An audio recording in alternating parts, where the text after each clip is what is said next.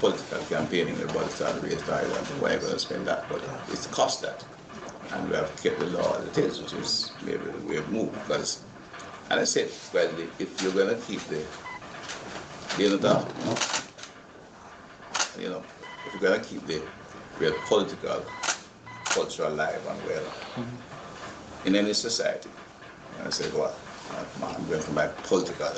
So, the emerging middle class, the political class of a country, not people inherited, people who have growing in the society and have they retain their connection with their humility and they have ambition as to where they should go, and they tend to educate people.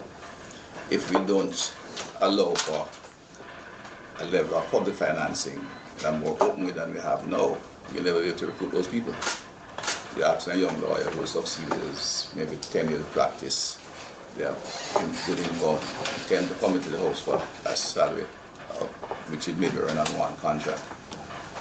It's ridiculous. And therefore they ask them to begin to build up political supporters, which they're not getting the first term. So the law is sort of structured, the party have to extend itself to support, and then you get the bigger contributions.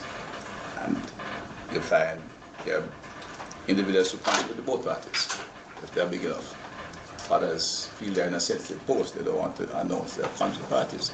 But you need public contribution to run the election. That's the law.